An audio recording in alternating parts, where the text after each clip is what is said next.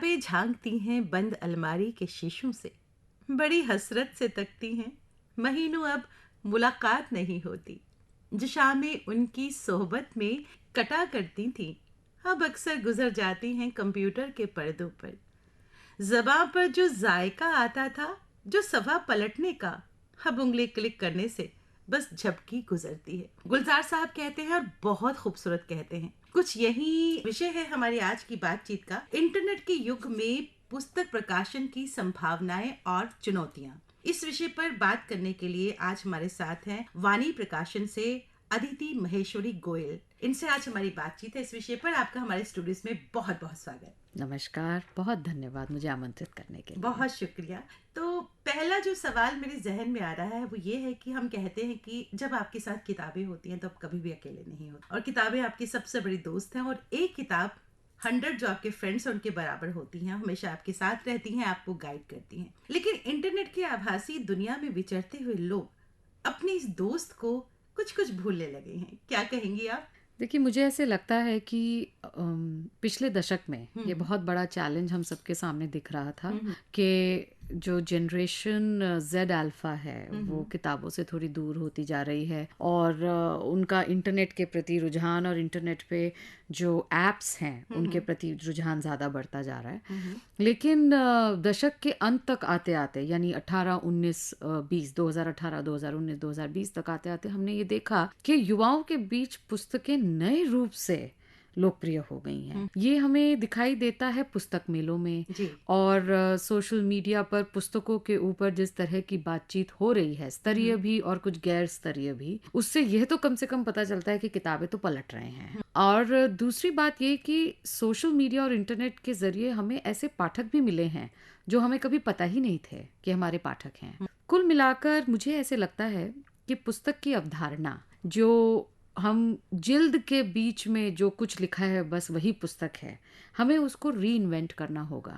हमें उसके बारे में नए रूप से सोचना होगा। हमें पुस्तक को इंटेलेक्चुअल प्रॉपर्टी के रूप में सोचना होगा, जो कि ई बुक के रूप में भी उपलब्ध हो सकती है, ऑडियो बुक के रूप में भी उपलब्ध हो सकती है। ओटीटी पे अगर किसी पुस्तक पर कोई फिल्म बन रही है या डॉक्यूमेंट्री बन रही है तो उसके रूप में भी उपलब्ध हो सकती है। कुल मिलाकर ज्ञान, इंटेलेक्चुअल प्रॉपर्टी पाठकों तक, कंज्यूमर्स तक कैसे पहुंच रही है, उस पर ध्यान देना जरूरी है। जहां पाठक है वहां किताब उन्हीं के सुगम माध्यम से पहुंचे, उस पर ध्यान देना जरूरी है, ना कि इस पे कि कितनी पुस्तकें पढ़ी जा रही हैं या कितनी पुस्तकें प्रकाशित हो रही हैं। उन आंकड़ों को थोड़ा अगर हम 2 लेवल ऊपर जाके उनको झांक कर देखेंगे तो हम पाएंगे कि इन आंकड़ों से दुनिया बहुत आगे निकल चुकी है।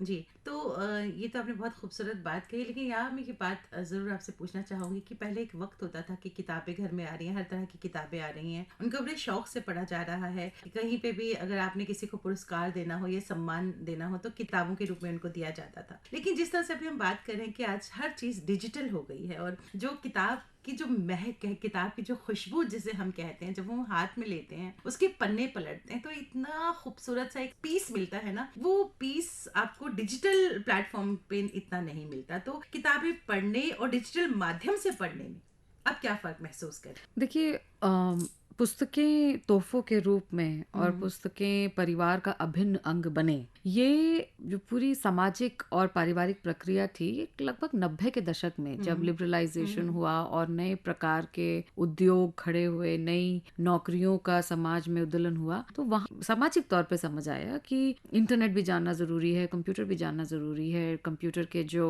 कोडिंग लैंग्वेजेस हैं उनको भी जानना जरूरी है।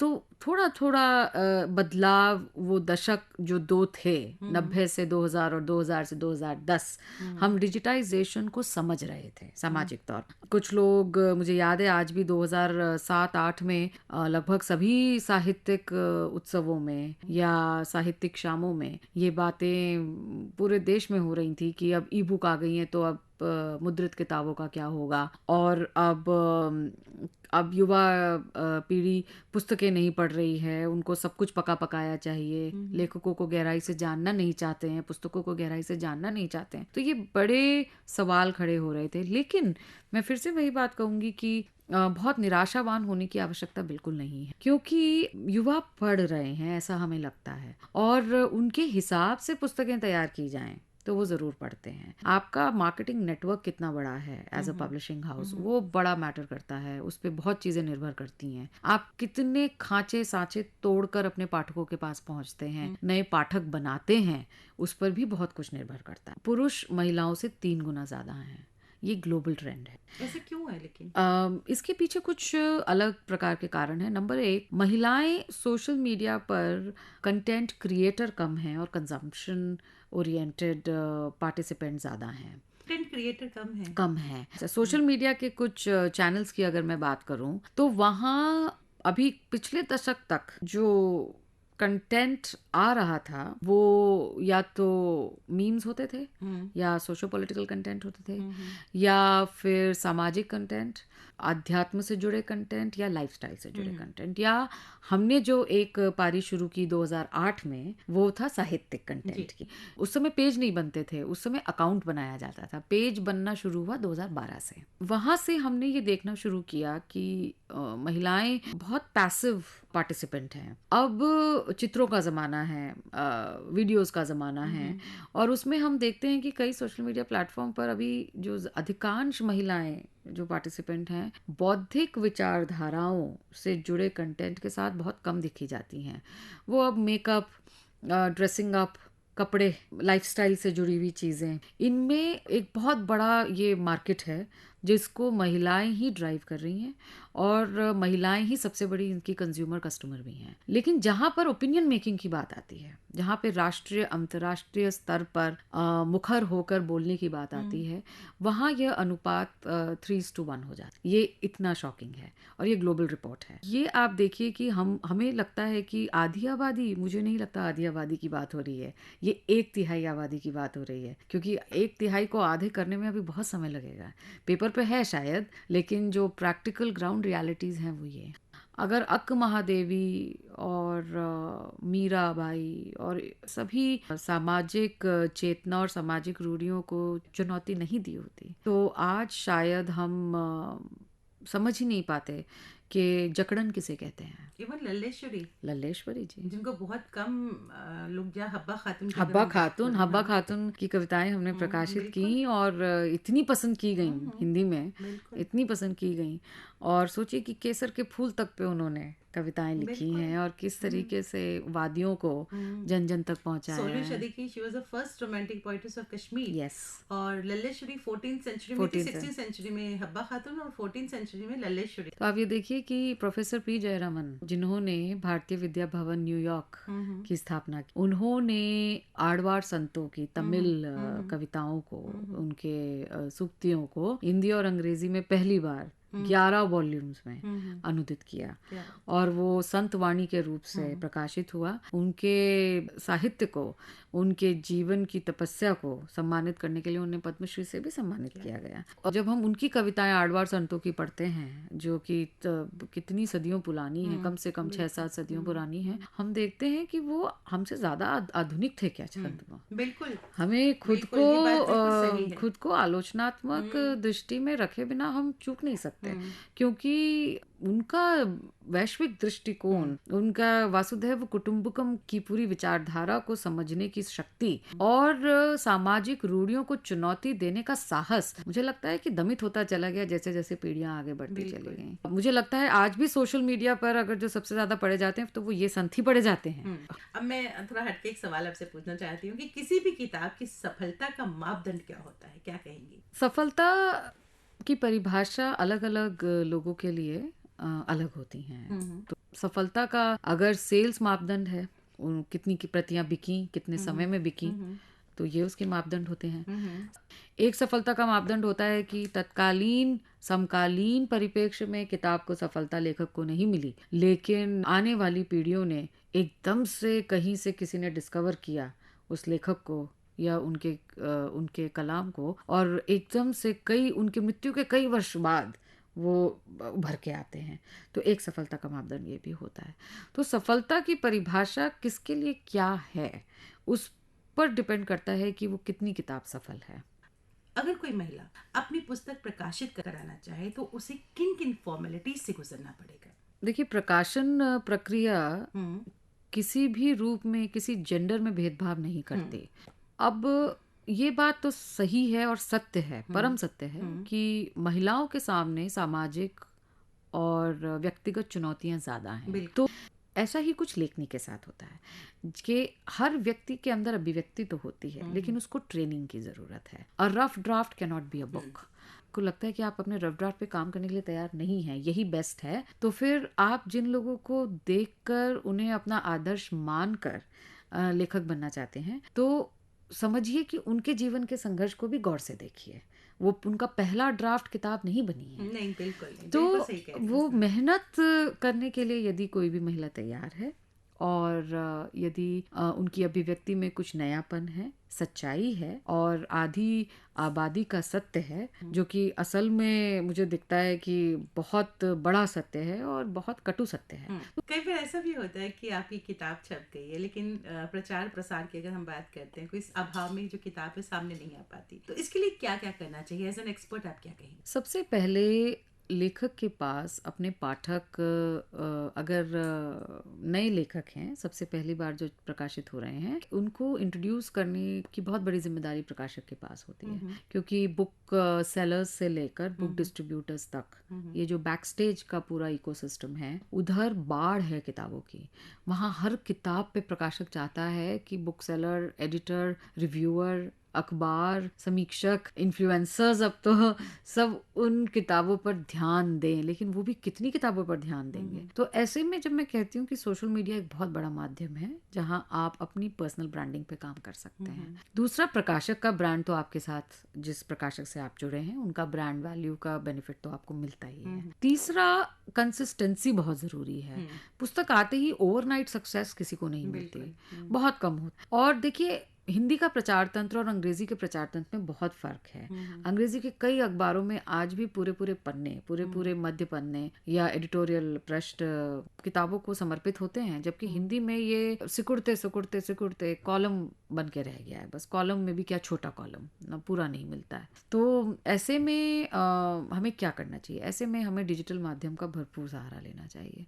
एवी का ज़माना है, तो किताब, अपनी किताब की विषय वस्तु के बारे में आप किसी में इंटरेस्ट कैसे जगा सकते हैं, तो इसके ऊपर ध्यान दीजिए। कोई ले मैन या ले वुमन आपके विषय वस्तु में क्यों इंटरेस्ट ले, उनको क्यों टाइम अपना दे आपकी किताब को, आपको ये सोचना बहुत ज़रूरी है। जिस दिन आप इस सवाल का जवाब ढूंढ लेंगे, उस दिन सारी मार्केटिंग स्ट्रैटेजी सीधी हो जाएगी और आपको समझ आ जाएगा कि कैसे पहुंचना है पाठक तक। क्योंकि यदि आप ये नहीं जानते कि सब क्या पढ़ रहे हैं, क्या बात कर रहे हैं, क्या चल रहा है समाज में, जेन जी क्या सोच रही है या वरिष्ठ क्या सोच रहे हैं, या अब जिस तरीके के समीकरण बन रहे हैं, सामाजिक भी, इकोनॉमिक भी, पॉलिटिकल भी, कि उसमें समाज क्या चाह रहा है, समाज का कोई भी वर्ग, XYZ जो भी वर्ग हैं, वो क्या पढ़ना चाहते हैं, क्या समझना चाहते हैं, उनके सवाल क्या होंगे, तो उनका जवाब ढूंढने के लिए क्या आपकी किताबें सक्षम हैं?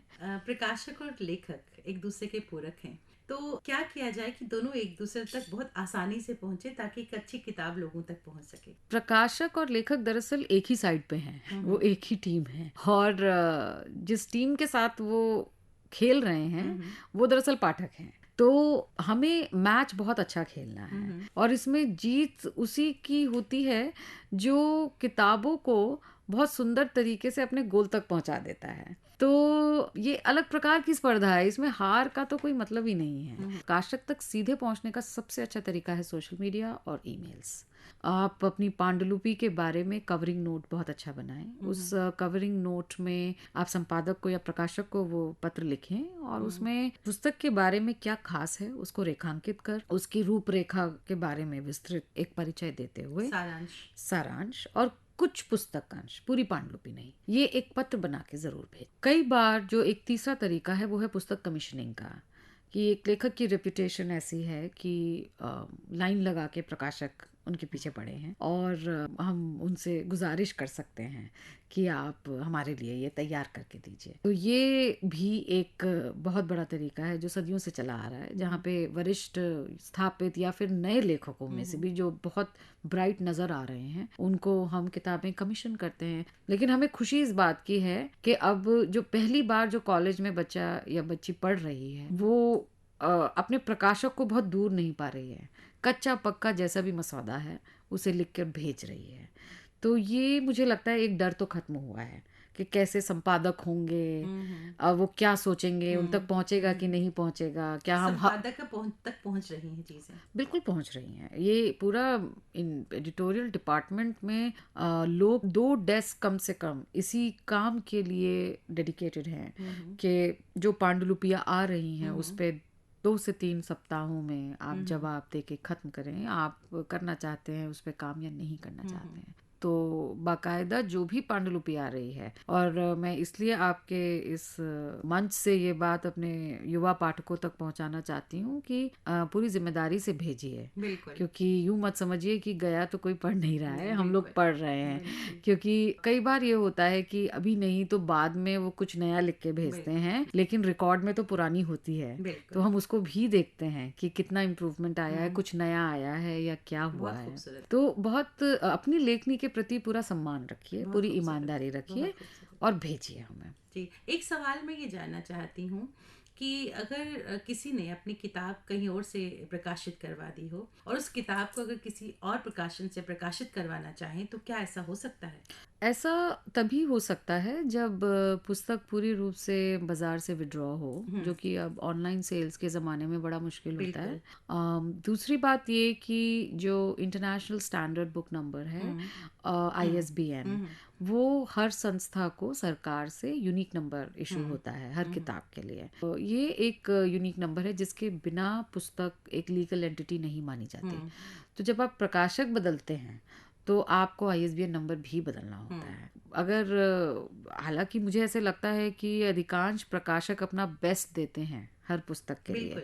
तो कोई कारण होना नहीं चाहिए। बिल्कुल। अपने प्रकाशक से अगर कोई भी लेखक निराश हैं हम्म। तो आपसी बातचीत से बहुत चीज़ें सुलझ सकती सुलझ हैं। सकती हैं। बिल्कुल। जब महिलाएं इस वक्त हमें सुन रही हैं उनको आप क्या कहना चाहेंगे? आप अपनी ताकत समझिए और ये भी जानिए कि हर चीज़ जीवन में जंग जैसी दिखती है लेकिन होती नहीं है। बिल्कुल, क्या बात, वाह। थोड़ा सा खुद से और प्रेम कीजिए हम्म। और आप देखेंगी कि दुनिया आसपास की बहुत तेज़ी से आप बदल जाएगी, और जो आप करना चाह रही हैं पूरे विश्वास के साथ आगे बढ़िए और पूरी इकोसिस्टम से आपको सपोर्ट मिलेगा। स्पेशली जो लिखना चाह रही हैं महिलाएं, उनसे मेरा बस यही आग्रह है कि जो भी रिसोर्सेज आज उपलब्ध हैं उनके पास, हम्म। जिसमें अखबार हैं, सोशल मीडिया हैं, रेडियो है, उनकी अपनी निजी पुस्तकें हैं, उनका परिवार है, परिवार से बाहर